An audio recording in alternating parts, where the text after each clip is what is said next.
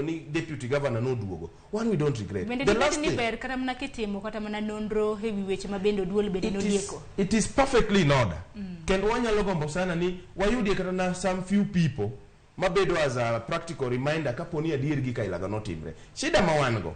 Eni nyaka DG be nyaka understand ni each and every person have their own profession. Tomka an expert was on his own field.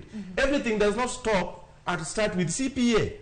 Somebody might be having a title more bende money field they more understand. Tingeni ko penje ni how are you going to work with MCAs? Now that these people voted again kata ke nyeogi te gino nyeogi anyewa to kisengo ni formula ni nyeogi udwole da to ni chule rabolo my each and every month. No, what I'm saying, why can't you come and say, King, that is how those people are going to reason with you. That is a lie. So to me, what you know, no one will vote the Ewa to we are an assembly. It's our an apparent responsible no DG dowacho ni a journey of reform can be started by one person.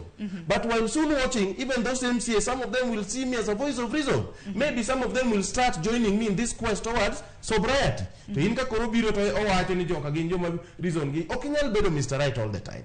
Assembly okwinjre kodi boss ni mabene ni take a note to be a principal assistant bendo okinyal brief in medias gimi UD bedding at one kata only 2 MCAs kende nyalo wacho ni anto gima DG owacho ni achungo. Koro tim nango. Gimanya ko timen kama.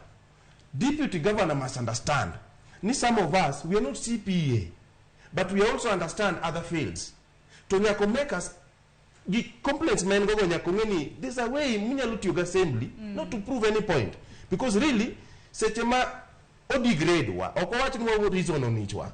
But the rema kendi ni kangato ni watu ununjo marizon gi higi ithuo wag jopiny nduku hineno ka igni angwen madhene dong dhibedo matek okoteka jogi reason they should just give in now. A decision has been made, they raised an issue, decision ma senator Sokalo udwol bendo dogo ngene deputy mar governor